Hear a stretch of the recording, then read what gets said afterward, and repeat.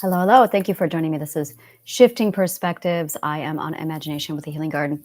I'm taking a few videos step away from my traditional route right now, and I'm dissecting money.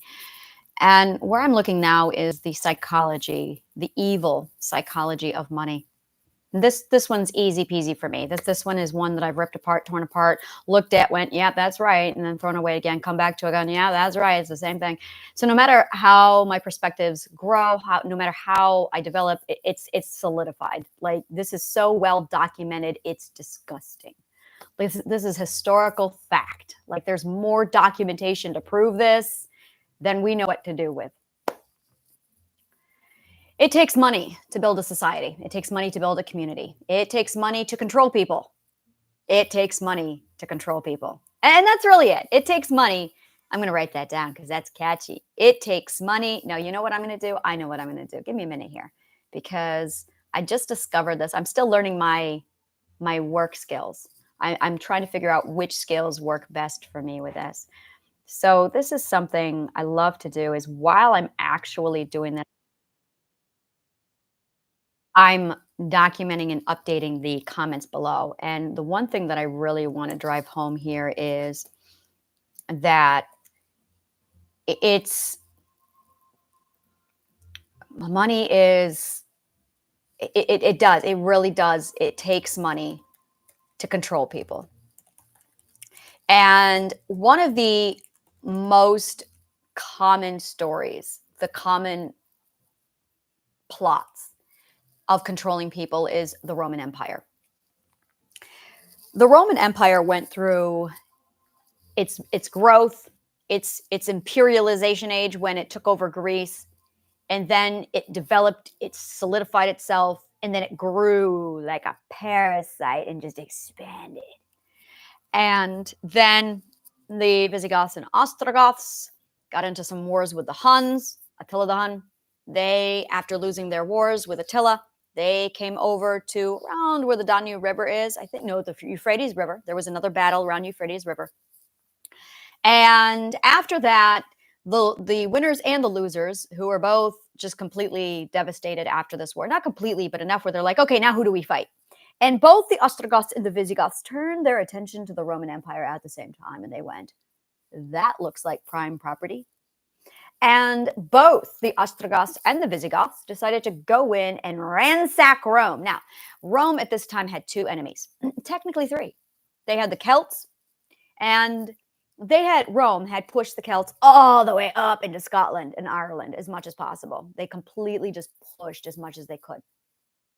In the meantime, they had the Germanic tribes. The Germanic tribes did not get along with Rome. It was a problem, a little thorn, a big thorn in Rome's side was the Germanic tribes. And they were pretty much leaving everyone in Scandinavia alone. Scandinavia was so completely severed from the Roman Empire. No communication at all. On occasion, a Viking would come down and dabble in the Silk Trade roads, or a traveler from the culture, even, I don't remember his last name, but I don't know his family name. I mean, he was an Arabic who lived in Scandinavia for quite a while, for like, I think it was 10 years that he lived in Scandinavia. I can't quite remember, but in the Viking Age, he was there. But again, this is like, and that was 10 years after Rome. So, or I'm sorry, almost 1,000 years after Rome. So there is isolation with Scandinavia. So you've got Scandinavia that's kind of off doing its own thing. You have the Celts that are pushed all the way over, and the Celts were giving Rome problems. And then you had the Germanic tribes. Now you had the Huns, now you had the Ostrogoths and the Visigoths all like glaring at Rome like, you know what, we can take it down. Let's take it down.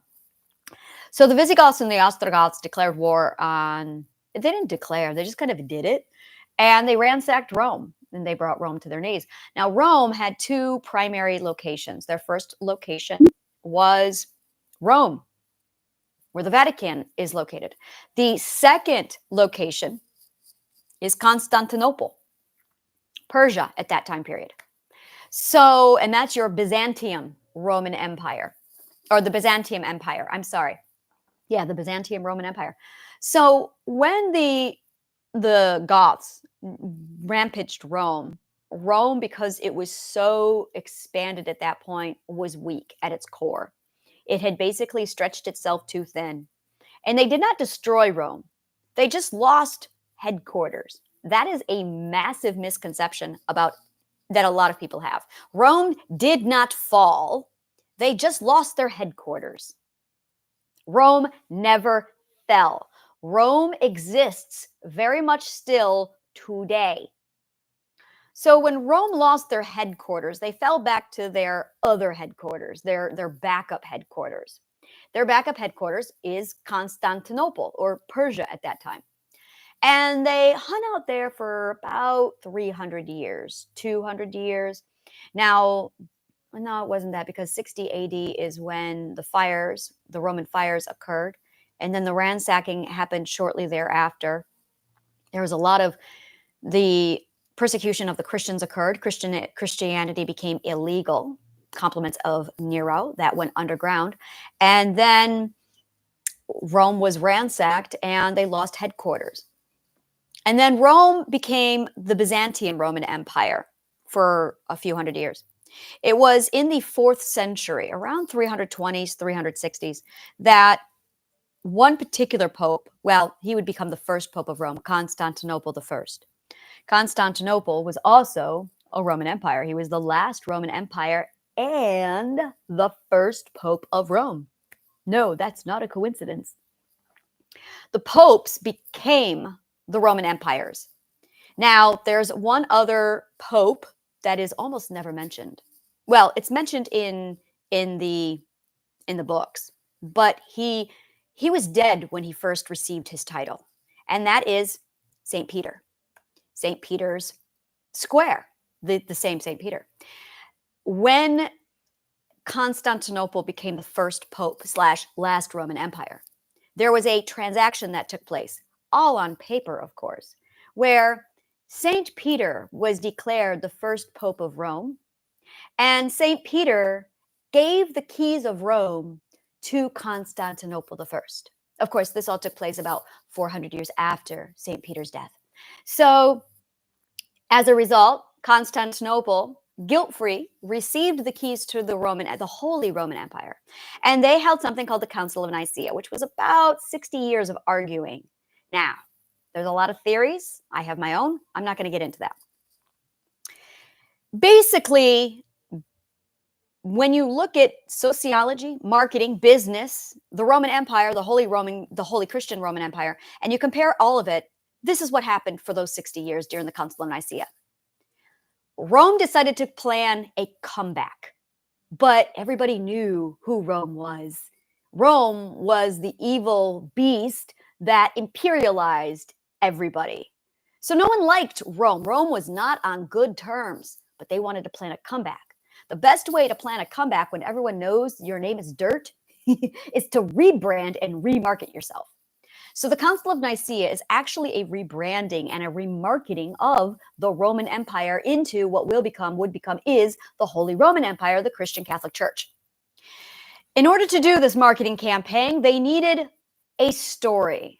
So they decided to dig up this underground, illegal, unknown religion called Christianity. They pulled it out of the black market, so to speak, and they argued and discussed all of the details. They put together a holy book called the Bible. They gave it to the people, and they came up with a plan. The plan was literally to infuse narcissism into this marketing campaign, and they pushed it out. Oh, and it worked. It worked. It was amazing. Beautiful marketing campaign is what the Holy Roman Empire did when they rebranded themselves as the Holy Christian Empire, which is still very much today. It's on our money. You cannot control people if they have money. You require money if you want to control people. So they came up with a concept that money is evil and you need to give your money to the church because money is evil, and you can give something like that to the church and the church can purify the money so it can't be evil for the church. Likewise, That's when they built all their cathedrals. That's why they have all their cathedrals. That is how they have all of their cathedrals. One of my favorite things is the fact that during the Dark Ages, there were more breathtaking architectural Goliaths built called cathedrals at a time when supposedly everything was lost to education and chaos. The reason why it's called the Dark Ages is because it was hopeless. The reason why it was hopeless was because it was the third stage perspective. Narcissism was rampant. There were no laws. The Dark Ages were horrific.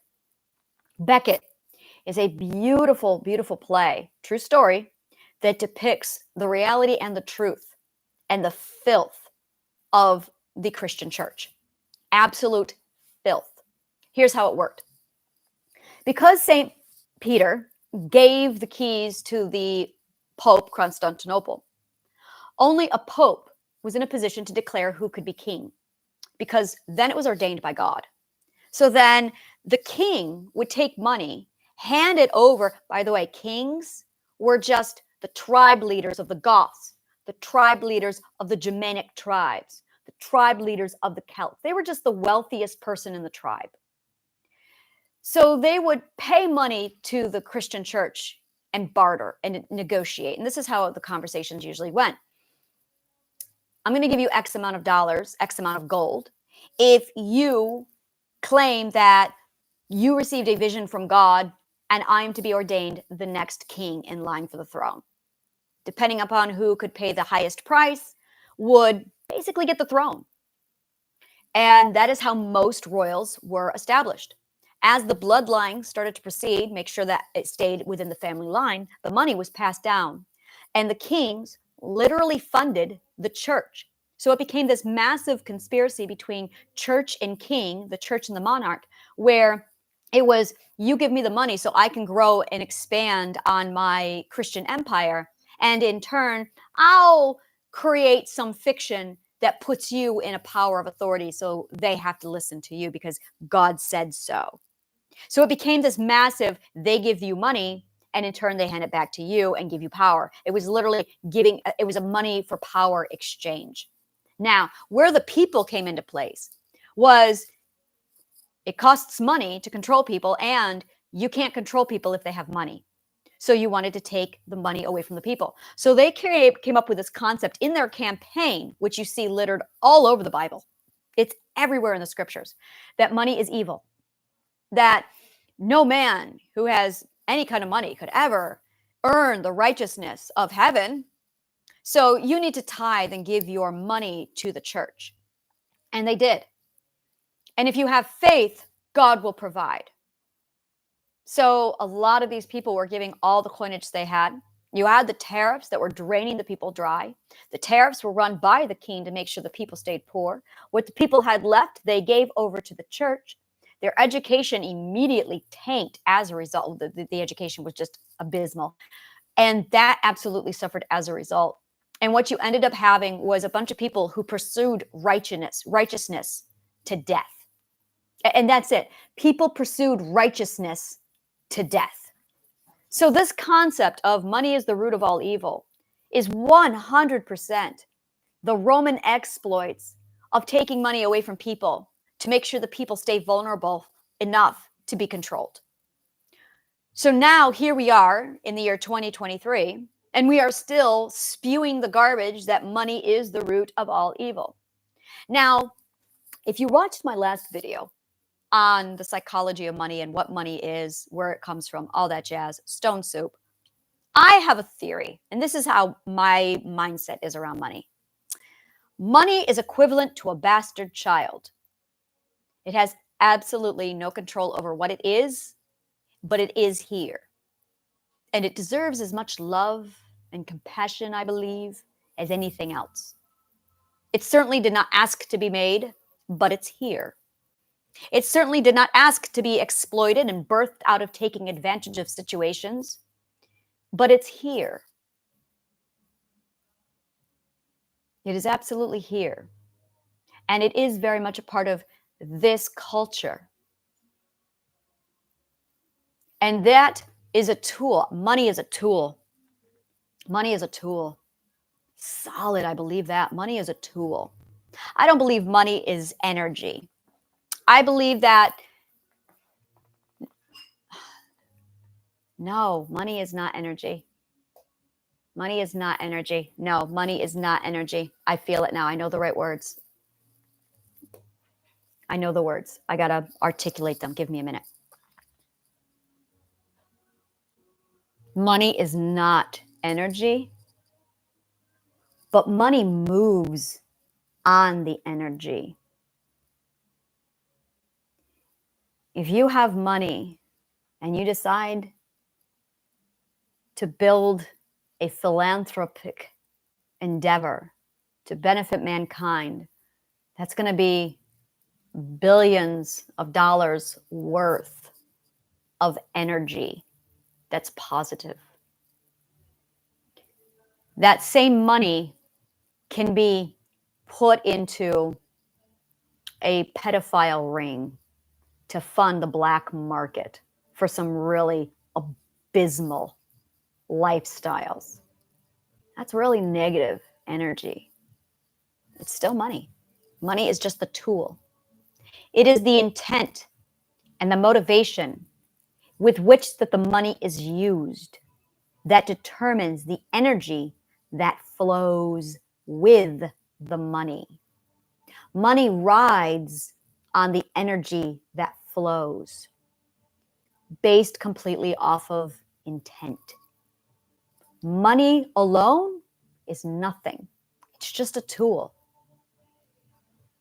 If you're giving money to share, now you have positive energy that's moving and pushing the money.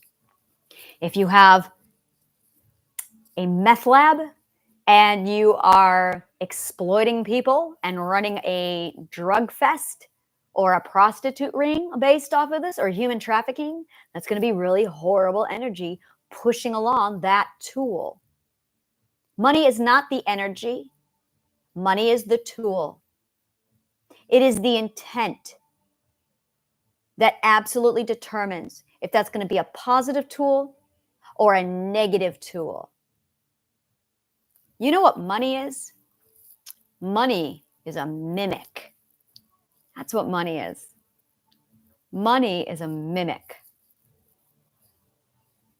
I do believe I finally am putting my money issue to bed. I can feel all of the alignment and the shifting. I can feel my cognitive core shifting. I can feel my limiting beliefs just rejecting left and right. I can feel it all shifting and going, there it is. Money is not energy. Money is the tool that rides on the energy of driven by intent. Money is not evil. Money did not ask to be born. Money is not sentient. In order to be evil, you have to be sentient and you have to make evil choices. So stop personifying money. It is an abstract concept that we birthed out of a process of taking advantage of people who had a breakdown of communication because they were incapable of sharing nicely. That's money. Money is a tool. If you love shit like this, like, subscribe, comment below. Let me know what part of the show resonated with you. And help our garden grow. Donate. The link is right below. Thank you so much, and may the kindest of words always find you.